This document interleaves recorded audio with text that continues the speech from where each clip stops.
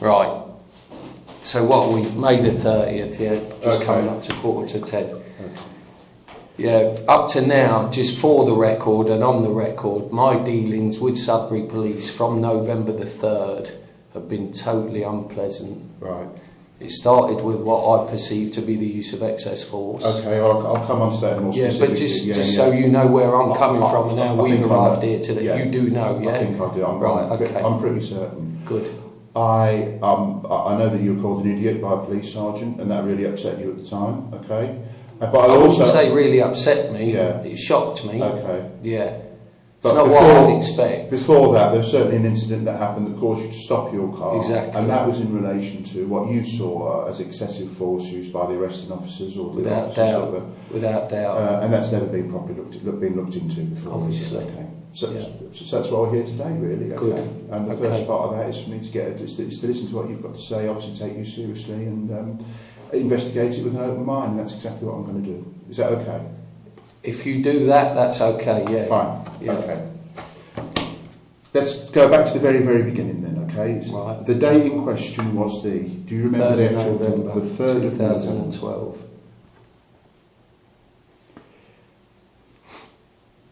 You were driving through town, through along Stanley Road? Stanley Road, yeah.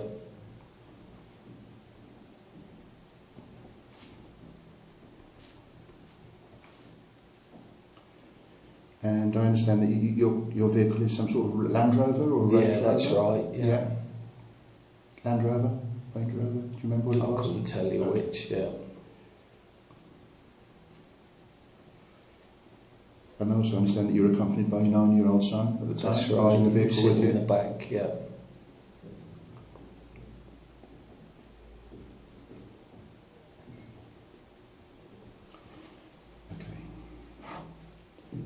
So that's the background of it. What time of day was it?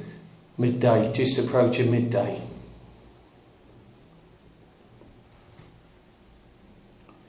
Okay.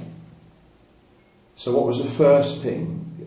This is going back some time now, okay? So I don't know how your memory is. Memory fades with time, obviously, okay? Understood. But I'm sure that you've viewed the YouTube videos since. I saw it the other day as well. So do you think the events of that day are pretty fresh in your mind? Or yeah, because unfortunately what I witnessed isn't the sort of thing you forget in a hurry. Okay. Yeah. So what was the first thing that you saw well, talk me through it. Right. Okay, bearing in mind I was watching the road and driving, it would take something quite significant to catch my eye and distract me. And the first thing that I noticed that caused me to stop and question what was happening was your officer, or Sudbury Police's officer, grabbing what I perceived to be a young minor, forcefully pushing him against the wall. Hold on a second. Forcibly pushing him against the wall. Yeah, without doubt. If it had been two civilians, I would have been shocked. Okay. So I was even more shocked to see it was a police officer doing this to a young lad. And you identified him straight away as a police officer because he was in uniform? He was in uniform, yeah.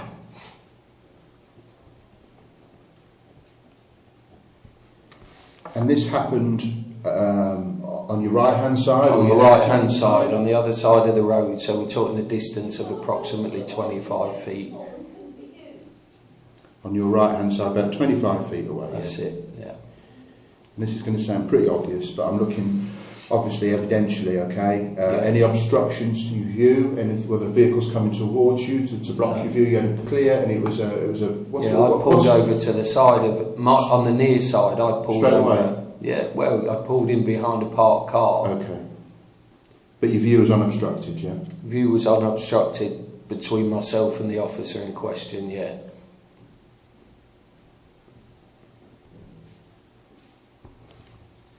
Clear day. Do you remember what the weather conditions were like? They were better than today. Were they? Yeah, it was relatively clear. Yeah, quite bright. Obviously, it was midday, so there was no lack of light. Fine. Visibility was good. Okay. So you identified an officer grabbing the boy. Was at that first instant? Just the one. There was just one. Just one. He was obviously the first one to the scene. Could you describe that officer for me? Going back to the most basic, male or female? Male. In uniform? In uniform. What else do you remember about him? 5'10", grey hair. Grey hair? Grey hair, definitely. Was he wearing a hat? No hat. Was his hair completely grey or Well, you don't get very many people where it's, I mean, yours isn't completely grey, is it? There's a couple of different tones, so I would say predominantly grey, a mixture of, if you had to say what his younger days hair colour would, it'd be a mousy brown combined with grey. So did you get the impression? You've seen the video anyway, so this is irrelevant, isn't it? I'm just trying to identify from your perspective what you saw. Because to be honest, for me, this is irrelevant because it doesn't really matter what he looks like. We both know who the guy was. We know he was the first officer on the scene. Well, on the video, there are several officers around that lad on the floor. Yeah, he was the first one. And I just the one who walked the kid by and said, "Excuse me, please," as he walked by, and you see the scowl on his face. I just want you to identify for me what particular officers did particular things that you were so unhappy about. Does that make sense? Well, he's the first officer on the scene, so we both know who that is. So we've got an officer with predominantly grey hair. Who has done what? What do you think? Right, this is the important part as far as I'm concerned. He's grabbed the boy, and I was there from the moment he grabbed the boy. Okay. He smacked him against the wall. The boy is absolutely petrified. Hold on a second. He's back against the wall, or is into the wall? The boy's back. Face first or back? The boy's back is to the wall. The officer is facing the wall. He's forced him into the wall. He's then hauled him down to the ground. And that was done with some force? No doubt at all. Certainly in excess of what was required, because you could see that the boy was submissive at this point.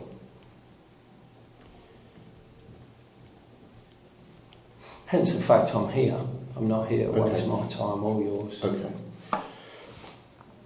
So once he's done that, has the lad fallen to the floor then, or has he pushed him to the floor? He's pulled him to the floor. Pulled him down. He's pulled him down and started rifling through his pockets.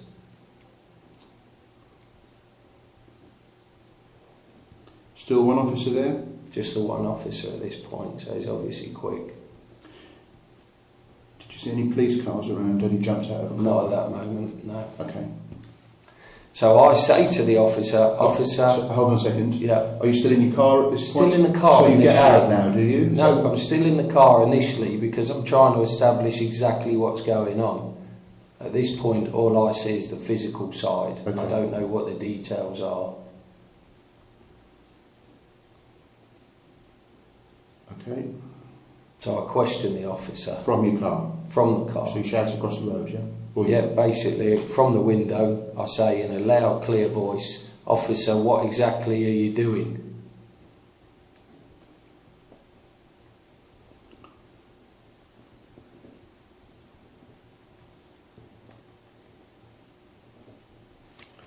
Because of what you've seen so far has caused you concern? Yeah, without a doubt. It's shocking. Okay.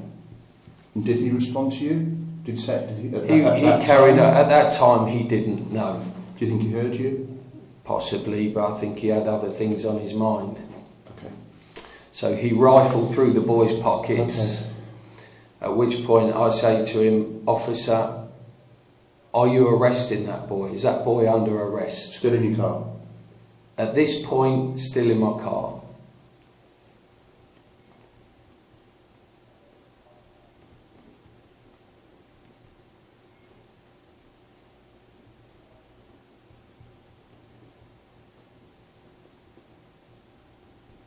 Okay. He mentioned he was searching him for drugs. So he's responded to you? Yeah, he has said at that point that he's searching him for drugs. At which point, again, by now I got out of my car because I was shocked and concerned as to what was happening to this young lad. It seemed far in excess of what was necessary. Okay. So you crossed the road? Yeah, walked over to that side of the road. Still one officer there? Still the one at this point, yeah. You see all the other officers arrive on the scene on the video. So at this point, it's just dialogue between myself and the officer. Okay. And no filming at this point? No filming at this point, because I wanted to establish just how serious this situation was. Okay. Had the kid been putting up a violent fight, then I may well have come to the officer's assistance. But you were submissive, yeah, the kid? The kid was petrified, no word of a lie. The kid was petrified. He was scared, he was submissive, he wasn't offering any resistance, and the officer was being overly forceful and overly aggressive. No doubt at all in my mind. So was the lad sitting on the floor then at this point? Was he face down? Do you remember what position? He was on the floor at this point. Yeah. And I said and then the officer put the cuffs on him. At which point I said, "Are you arresting the lad again?" And he said, at that moment he was detaining him. So I asked. And he said that to you, yeah? Yeah, he said, "I'm detaining him." So at that point I asked why the need for the cuffs. And he replied, "For safety." So, yeah, we'll wait there.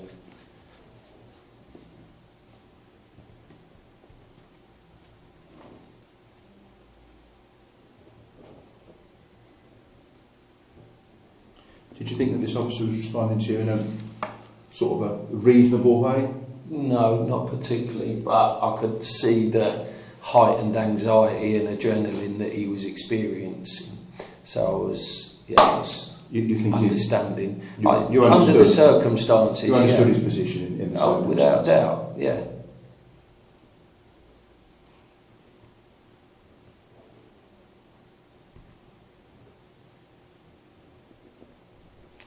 But you still thought he'd used disproportionate force? No doubt, no doubt. If that would have been me making a citizen's arrest on that boy, it would have been excess force, no doubt. Okay. Yeah. So we've got to a point now. Anything else up to that point? Yeah, at that point, so I asked why the need for the cuffs. He says for safety. Yeah. So at that point, that doesn't strike me as reasonable. For safety, it was just a contradiction, because in my experience, what he was doing, he didn't have safety in mind. He was far from concerned about the boy's safety. So I said, because of what I've just witnessed now, officer, I am going to film your actions. You told him that? Yeah, I told him that, clear. My intention was to minimise any further pain and suffering caused to the boy. Simple as that. And if I don't film this guy, who knows what he does next?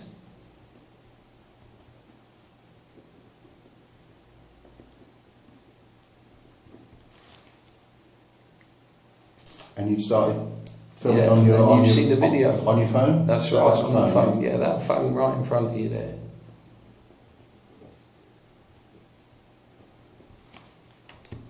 Okay.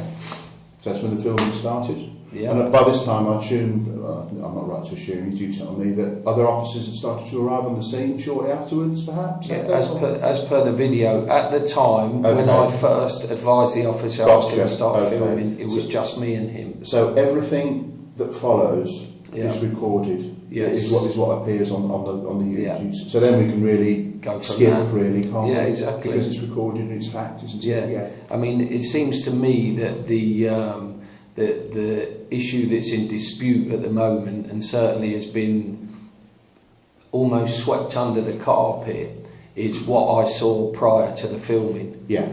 And that obviously is what needs to be confirmed. Yeah. Well, that's in no uncertain terms. Yeah. A couple of questions for you. Do you know this boy? Have you ever met him before? Prior to that, no. I've seen him a couple of times since. Because you did mention to me that you thought he was on a tag or something? He's told me he's on the tag. I saw him last Saturday. Unfortunately, I saw him prior to your email, because if I'd have seen him after your email, I would have asked him more specific questions. Okay. Well, that's probably a job for me, really, isn't it? Possibly. But at the same time, I think it's not a job for me. That's the difference between you and I. You're doing this for a career, and I'm doing this as a human being with nothing to gain from it. Okay. That's the difference between you and me. Okay. No previous knowledge of him. Okay. None at all. But you have seen him since around the town, and funnily enough, I've seen him walking up that very same road twice since. Yeah. Did you speak to him when you saw him? Did you say to him, "Are you all right? Are you?" You know? He spoke to me the first time and said thank you. He said, funny enough, yeah, he did. He thanked me for intervening. He said that the cuffs. He said the cuffs bloody hurt his wrists and bruised his wrists, and he was happy that I'd stopped because it was plain to see. Okay.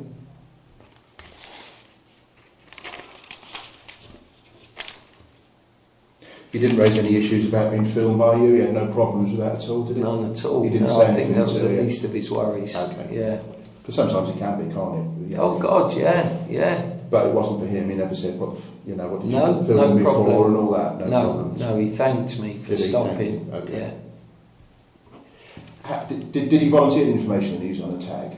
Or did you see his tag on his ankle or something? He volunteered it. I'm not sure whether or not that's in keeping with his bail conditions, but when I spoke to him, because what you need to appreciate here, Simon, is that I'm a coach at the local boxing club. Right. It's in my interest for the lads around here to channel their energies in areas that are positive. Of course. Some people might not see punching another kid in the face as positive, but if it's done in a controlled environment, then possibly it's taking them away from worse scenes. Yeah, okay. So I do talk to kids much the same as you would, and maybe they relate to me differently than you. Yeah. So when I saw the boy, I said, "Are you behaving?"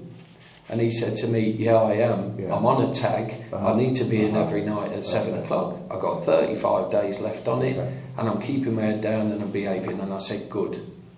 So that's my interest is pretty much the same as yours, I would have thought. Yeah. You just don't want channeling aggression in the right way. And I would say keeping people caring for their fellow man. If you treat me a certain way, I'm going to treat you a certain way. And that's what this all comes down to for me. Okay. It's interesting to say that a boxing coach then, because that would tend to suggest to me that you know about levels of reasonable force and excessive force. Yeah, I would say so. Proportionate force and things like that. Yeah. Would that be a fair comment? I would suggest so, yeah.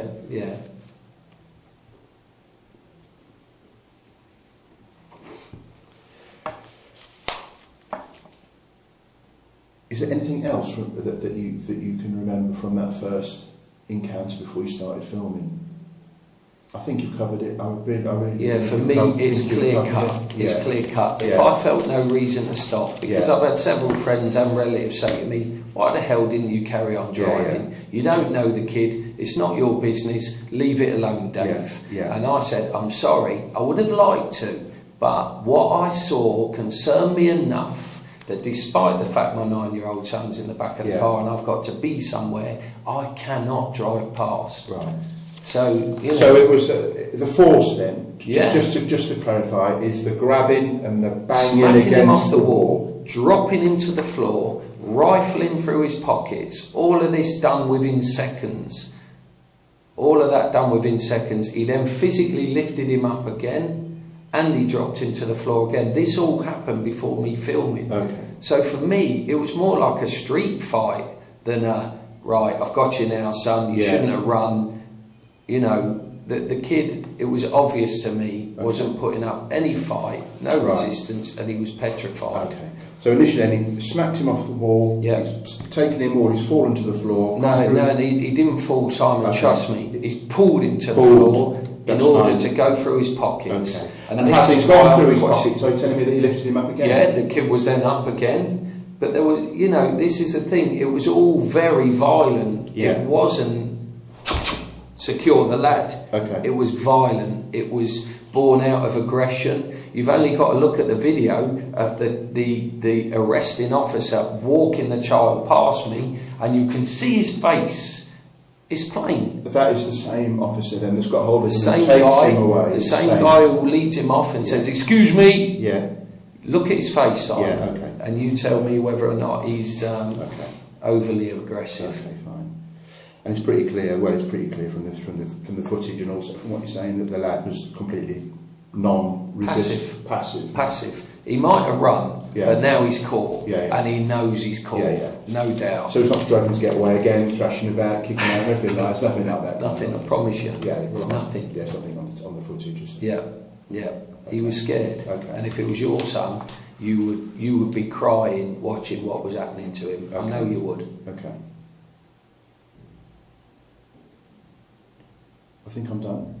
Me too. Is there anything else now at the moment? Between you and I, yeah. There's the way this has been dealt with by Sudbury Police, yeah. totally unacceptable to me. Okay. And we can gloss it over and we can say, oh, miscommunication, this, that and the other. Yeah. Number of people have said to me, this will just be brushed under the carpet. Yeah. They will keep wasting your time. They will make this as laborious as possible. Yeah. I said, no. You know, I think they'll take this seriously. Yeah. Now, as I've said to other officers in the past, we need to establish why these kids have got such a resentment for the police. Yeah. Back in my day, if you saw a police officer, and I said this to Sergeant Chaplin in this room on November the 10th, that police officer knew you. He knew your family. If there were any issues, he could walk you back home, and you would be so scared that your mum and dad found out you'd been in trouble with the police. There was a healthy respect, but you would also feel safe in their presence. Yeah. You would look at the police and say, I feel safe, I feel protected. And unfortunately, what I've seen of late, and what I know talking to kids in the area, is they don't feel that way anymore. It's become more they feel intimidated, they feel threatened. Even drivers, you talk to anyone who's driving down the road at 30 miles an hour and they see a police car a bit close behind them, it's almost like there's this pressure upon you and this intimidation that could lead to you doing something wrong purely because you're on edge. And I don't remember it being like that in the past. So if we are going this route where we're starting to intimidate members of the public for our own gains, and I don't know what the gains are, then it needs to be put in check at some point. Okay. That's all I'm saying. And you're making a stand and being principled? Based on what I've seen. Based on what? If it was just hearsay, I wouldn't be here. Okay. But I've seen it now with my own two eyes. So here we are. Okay. Fine. Absolutely fine. Right. Thank you very much. I appreciate it. Yeah. I'll write that up for you, send it to you, take your time to go through it, alter, change, add, correct anything that you want me to, add anything on, send it back to me, okay? Just if you want, for the purpose of recording, I'm quite happy to say that I'm going to talk to the boy. Right. I want to look at any medical evidence that came when he was taken into custody, whether he was examined by a doctor or a medic or anything like that, okay? Right. See if there's any. I think it's going to be difficult now to find it. Were you aware of any other witnesses stopping to watch? Was there anybody else about? None of the public. Look, you saw the scene. All of a sudden we had car, officers, sergeants shouting at members of the public before she's even established what the hell I'm doing. You know, so I wouldn't have thought anyone would stop. I was just wondering if anybody had spoken to you afterwards or said anything. No, I got back in my car. When the decent officer said to me, David, get back in your car and leave, please. I said, thank you, will do. That was my first opportunity to actually say, the danger has passed, I'm off. Okay. So nobody else stopped. No, and they would have been bloody brave if they'd have done so, I would suggest. Okay. And obviously that officer will be identified and interviewed as well, and I'll keep you fully posted, and at the end of it all, I'll report back to you. Yeah. Is that okay? That's fine. I understand your position in this as well. You know? Right, this is it. You know. And I think had I got hold of this from the start, there would have been a couple. There would have been a couple of advantages to that, of course. Memories would be fresher to start off, wouldn't they? And it would be resolved now. You know, that's the simple. Where are we now? Like 6 months. 6 months down the line, and it hasn't been taken seriously at all internally. And yet, if I drive down the road now at 34, it'll be taken seriously. Do you know? That's the difference. I know. All right. I know. Can we crack on with our days? We can. Lovely. Let's do it. All right. Pleasure meeting you. I'm sorry I came to this. All right. Well, I'm sorry to meet you under these